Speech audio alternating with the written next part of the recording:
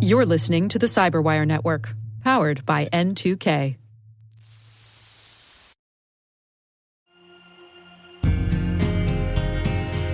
Looking to understand the cybersecurity risks emerging beyond Earth's atmosphere? In the weekly Signals in Space newsletter, T-Minus host Maria Vermazis and producer Ethan Cook connect the dots between terrestrial infrastructure and the growing attack surface in space. Each week, you'll get the latest space cyber headlines, direct access to the week's T-Minus podcast conversation, plus expert insights and resources to help security professionals better understand this rapidly evolving domain. Space systems are becoming critical infrastructure. Signals in Space helps you stay ahead of the threats shaping the next frontier. Subscribe now to the Signals in Space newsletter.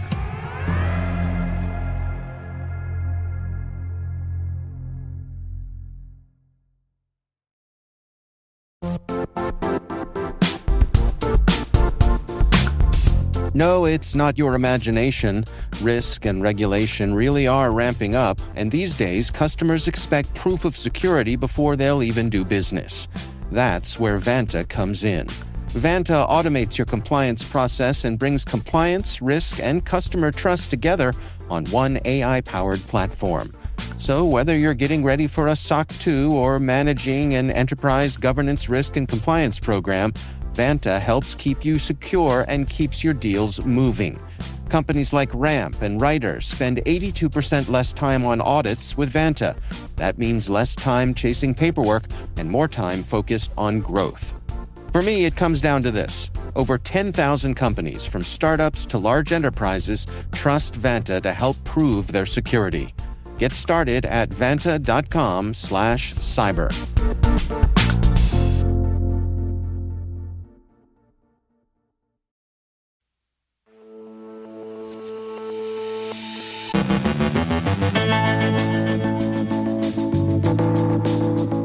A major takedown disrupts the GlassWorm botnet.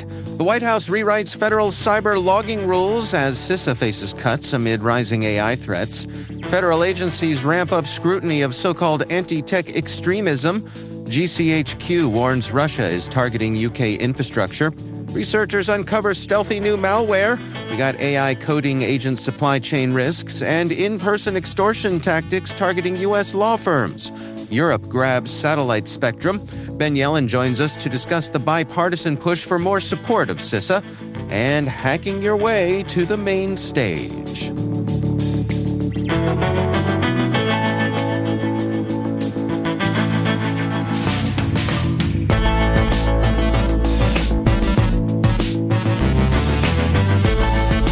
It's Wednesday, May 27th, 2026. I'm Dave Bittner, and this is your CyberWire Intel Briefing.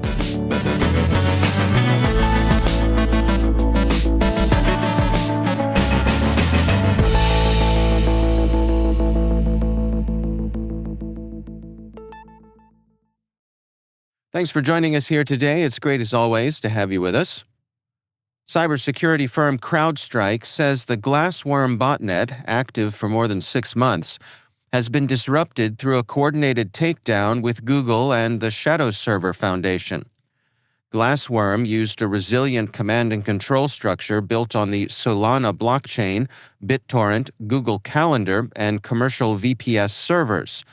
The malware spread through Trojanized Visual Studio extensions, GitHub repositories, and compromised Python packages.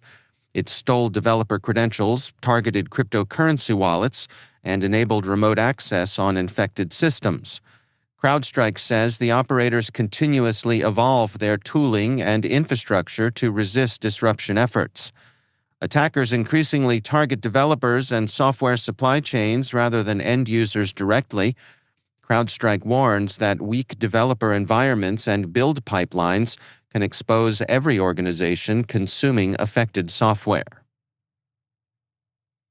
The Trump administration has rescinded a 2021 federal cybersecurity logging directive introduced after the SolarWinds breach, replacing it with a more targeted, risk-based framework focused on detection and incident response.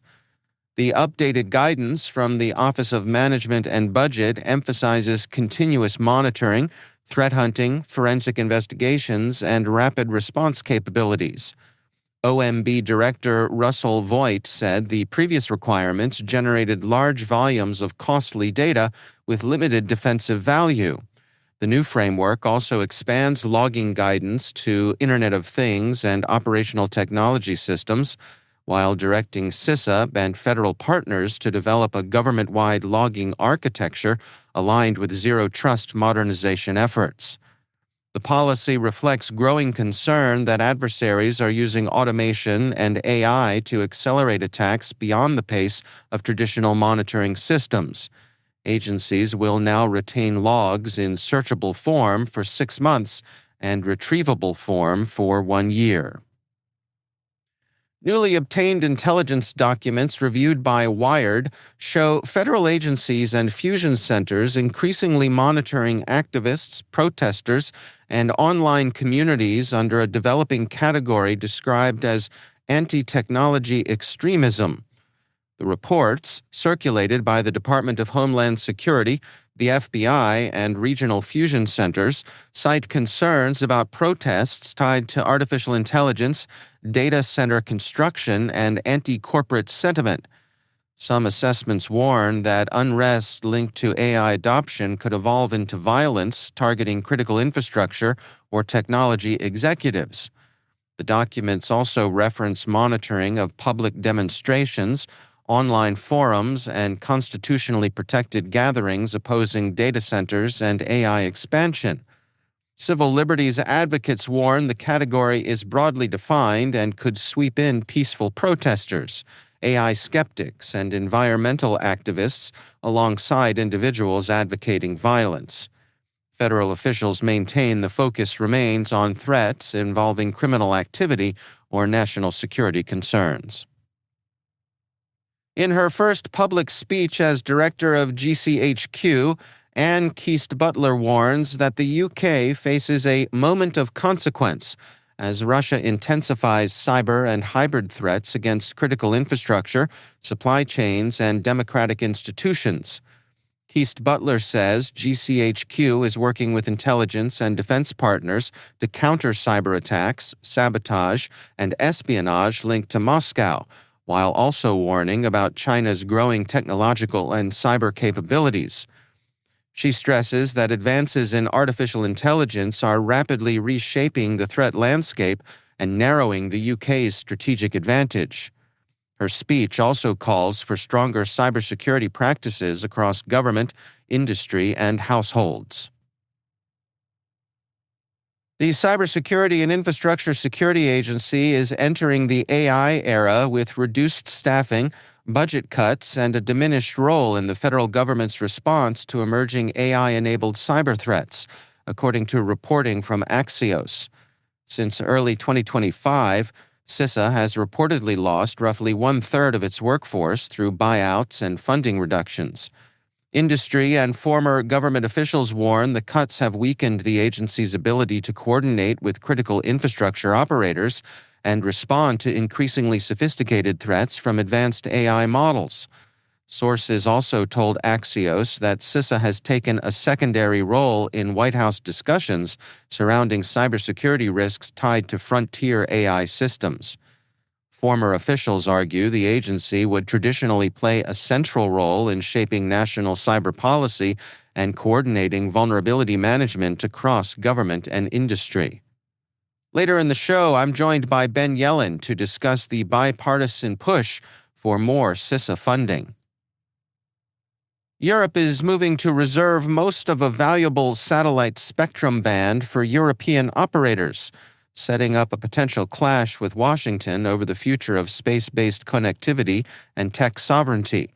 The proposal could limit access for U.S. companies like SpaceX and Amazon while boosting Europe's own satellite ambitions. Our contributing host Maria Vermazis joins us with more on the growing geopolitical battle over who controls the skies. Thanks, Dave. As much as data sovereignty is a critical topic in the European Union right now, so too is its companion concern, space sovereignty. That concept encompasses access to radio frequency spectrum bands, and there is only so much RF spectrum to go around, That's physics for you. So it is a major development in European space sovereignty, with news reported by Politico and Reuters this week that the European Commission is moving to reserve most of a valuable satellite spectrum band for primarily European operators when current licenses held by US-based operators Viasat and EchoStar expire in 2027. The proposal would divide the frequencies into 3 10 megahertz blocks over the next 20 years. One block for secure EU government communications and the EU's IRIS² satellite internet constellation, another block for European startups, and the last block would be open to either European or foreign companies. There is also discussion of making the EU exclusive spectrum open to EU adjacent countries like Norway and the UK. Should this plan come to fruition, it would sharply limit spectrum access for US operators like SpaceX and Amazon, both of which are fast increasing their global presence with Starlink and Amazon Leo, and acquiring access to spectrum bands to make that happen. EU officials say that their plan of reallocating the band to prioritize EU access is necessary for European technical sovereignty and secure internet connectivity. But squeezing out US competition could provoke retaliation from the United States, just as the EU and US seem to be nearing finalization of a new trade deal. For the CyberWire Daily, I'm Maria Varmazis from T-Minus Space Cyber Briefing. Back to you, Dave. Be sure to subscribe to the T-Minus Space Cyber podcast wherever you get your favorite shows. Researchers at Fortinet FortiGuard Labs have identified a phishing campaign distributing a Pure Logs malware variant designed to steal credentials, cryptocurrency wallet data, browser sessions, and other sensitive information. The campaign used purchase order-themed phishing emails containing malicious RAR archives with obfuscated JavaScript files. Once executed, the malware launched PowerShell scripts using process hollowing to inject code into Microsoft's MS Build process and downloaded additional modules directly into memory. FortiGuard says the malware relied on layered encryption, fileless execution, and dynamic plugin delivery to evade traditional detection methods. The malware targeted browser credentials, Discord tokens, VPN accounts, email clients, and dozens of cryptocurrency wallets. Researchers warn the attack highlights the continued effectiveness of phishing combined with increasingly stealthy post-compromise techniques. The FBI is warning the silent ransomware group, also known as Lunamoth and Chatty Spider, is escalating its extortion operations against U.S. law firms by using in-person social engineering attacks.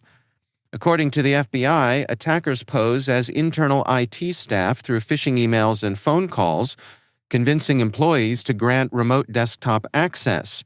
If remote access attempts fail, the group may dispatch an individual directly to the victim's office to connect malicious USB drives or external storage devices to company systems. The stolen data is then used for extortion campaigns targeting both organizations and their clients. The group has reportedly targeted legal and financial firms since 2023 and was previously linked to bizarre call campaigns associated with Conti and Ryuk ransomware operations. Researchers at Adversa AI have demonstrated a new supply chain attack technique called SimJack that targets developers using AI coding agents. The attack abuses trusted repositories and symbolic links, or symlinks, to silently register a malicious MCP server inside an AI coding environment. Developers may unknowingly approve what appears to be a harmless file copy request, while hidden commands modify agent configurations and execute attacker-controlled code. Adversa says the technique could steal credentials, cloud tokens, browser sessions, or compromise CI pipelines without further user interaction. The firm tested the method against several major AI coding agents, including Claude Code, GitHub Copilot CLI, Gemini CLI, Cursor Agent CLI, and Grok Build CLI. Researchers say the issue reflects growing security risks tied to developer trust in automation rather than a traditional software vulnerability.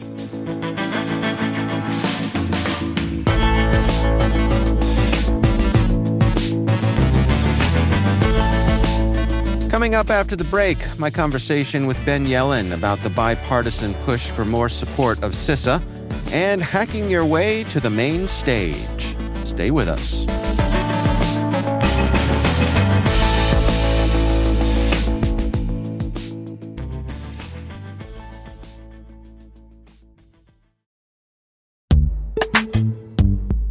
Most environments trust far more than they should, and attackers know it. ThreatLocker solves that by enforcing default deny at the point of execution. With ThreatLocker Allow listing, you stop unknown executables cold. With ring fencing, you control how trusted applications behave. And with ThreatLocker DAC, Defense Against Configurations, you get real assurance that your environment is free of misconfigurations and clear visibility into whether you meet compliance standards. ThreatLocker is the simplest way to enforce zero-trust principles without the operational pain. It's powerful protection that gives CISOs real visibility, real control, and real peace of mind. ThreatLocker makes zero-trust attainable, even for small security teams. See why thousands of organizations choose ThreatLocker to minimize alert fatigue, stop ransomware at the source, and regain control over their environments. Schedule your demo at threatlocker.com/N2K today.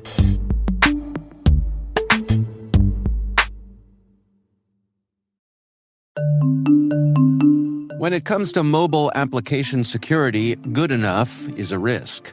A recent survey shows that 72% of organizations reported at least one mobile application security incident last year, and 92% of responders reported threat levels have increased in the past 2 years.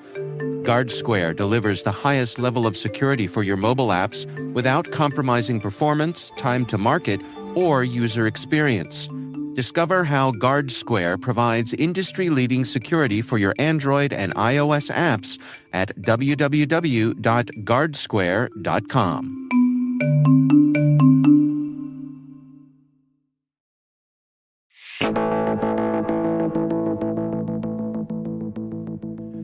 And it is always my pleasure to be joined by Ben Yelin. He is my co-host over on the Caveat podcast, and also he is from the University of Maryland Center for Cyber Health and Hazard Strategies. Ben, welcome back. Good to be with you again, Dave.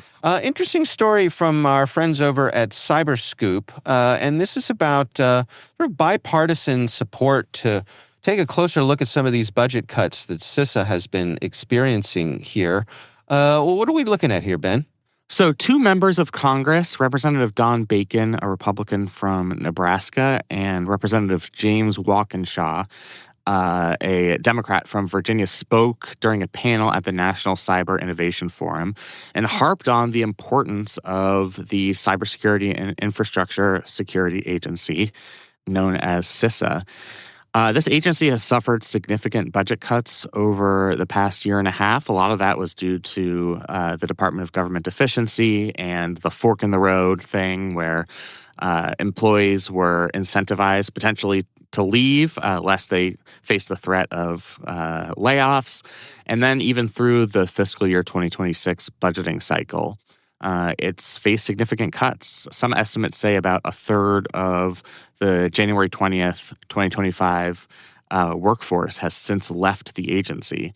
And this is during a time when the threat landscape is extremely significant. We've seen the high-profile attacks. We've heard about advanced potential offensive cyber tools, the threats around something like Mythos or similar technology. Not to mention concerns about attacks on our critical infrastructure.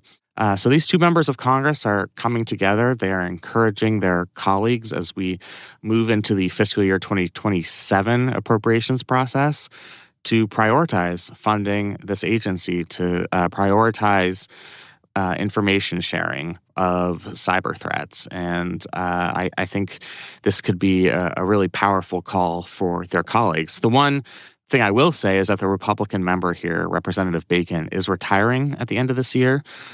So in the next Congress, I think somebody else on the Republican side of the aisle will have to take this over as a cause, given that we will be losing Representative Bacon's voice on this. Are these representatives in a position of influence when it comes to this particular topic? Yeah. So Representative Bacon is the chairman of the House Armed Services Subcommittee on Cyber, Information Technology, and Innovation.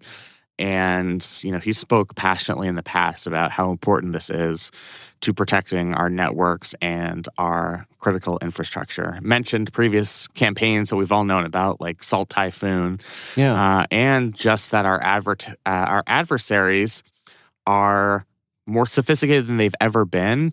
And when surveying the threat landscape, we're all terrified of attacks on energy grids or water systems or other things that we rely on as a society for our subsistence.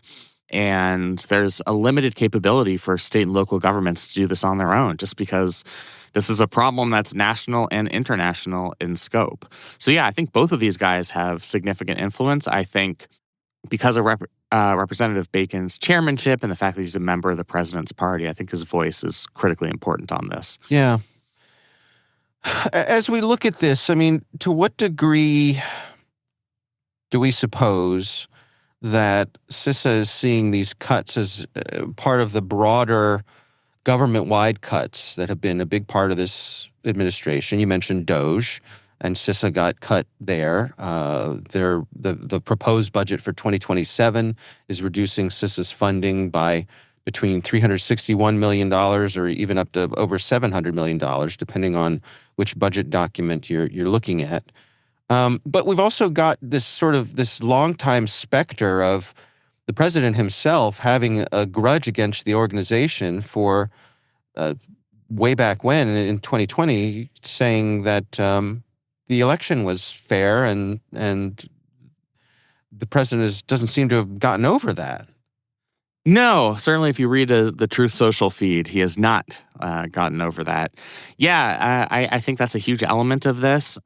The president fired the chair of CISA post-election 2020 during his first term after Mr. Krebs said publicly that he thought the election was fair and that there weren't any irregularities, and he was fired by tweet. And I think there's certainly a perception out there that some of the president's reluctance or grievances at CISA are still based on what he saw as that improper statement in the aftermath of the 2020 election. And I think that's had a huge impact on it. Now, there are a lot of programs, including ones that weren't directly in the president's line of fire, that have faced significant cuts that I think members of both parties would say are cost-effective spending programs that shouldn't have been on the chopping block. Right. Especially for things like public health. I mean, we're looking at what's happening with Ebola. I think at one point, Elon Musk said in the Oval Office that he accidentally cut off the funding stream to fight Ebola in Africa and then tried to restore it. So it's these types of things where it's not just one agency, but just given the threat landscape here, I think this is a particularly important one. And one of the things that the Democratic lawmaker James Walkinshaw said here is he's had experience at the local level working for Fairfax County in Virginia, which is a pretty wealthy county that has a sophisticated water system. And in his work there, he saw the critical importance of having these communications channels through this federal agency.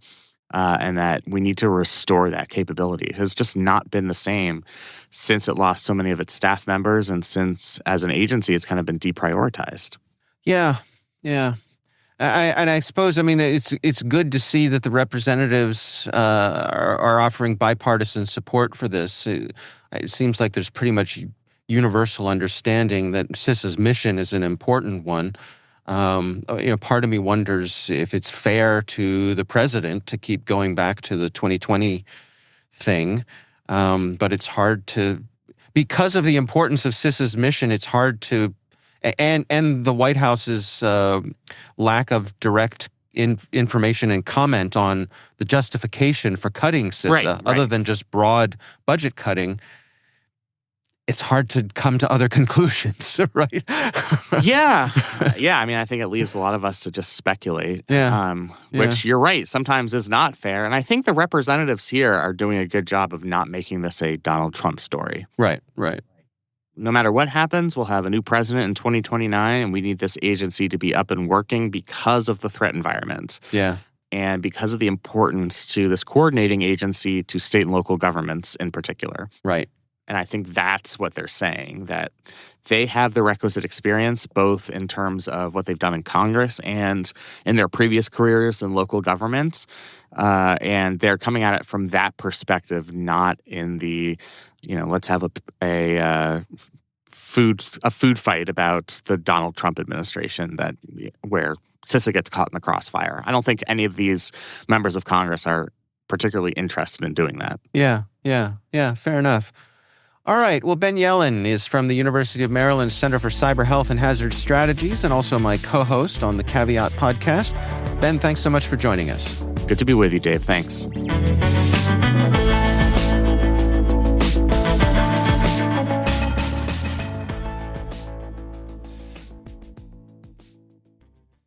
You said this place was steps from the water. We just haven't found the steps yet. How much did we save?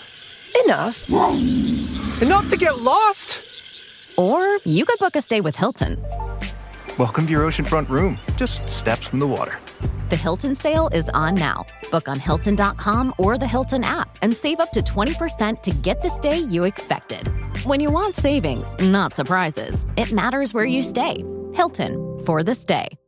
Study and play come together on a Windows 11 PC. And for a limited time, college students get the best of both worlds. Get the Unreal College Deal. Everything you need to study and play with select Windows 11 PCs. Eligible students get a year of Microsoft 365 Premium and a year of Xbox Game Pass Ultimate with a custom color Xbox wireless controller. Learn more at windows.com/student offer. While supplies last. Ends June 30th. Terms at aka.ms/collegepc.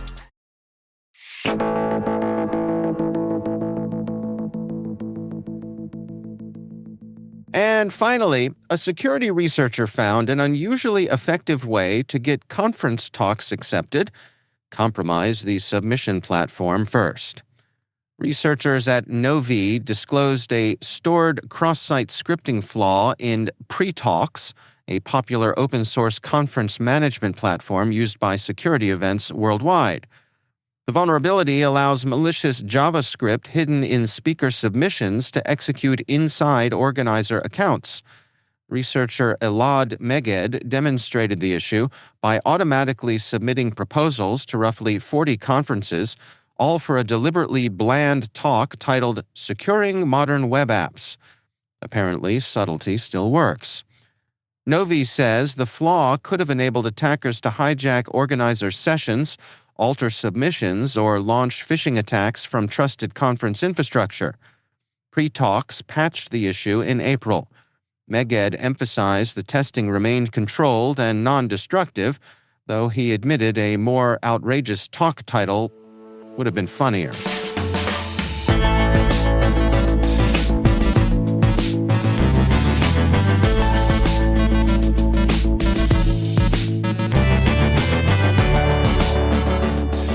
And that's the CyberWire. For links to all of today's stories, check out our daily briefing at thecyberwire.com. We'd love to know what you think of this podcast. Your feedback ensures we deliver the insights that keep you a step ahead in the rapidly changing world of cybersecurity. If you like our show, please share a rating and review in your favorite podcast app. Please also fill out the survey in the show notes or send an email to cyberwire@n2k.com. N2K's lead producer is Liz Stokes. We're mixed by Trey Hester with original music and sound design by Elliot Peltzman. Our contributing host is Maria Vermazis. Our executive producer is Jennifer Eiben. Peter Kilpie is our publisher, and I'm Dave Bittner. Thanks for listening. We'll see you back here tomorrow.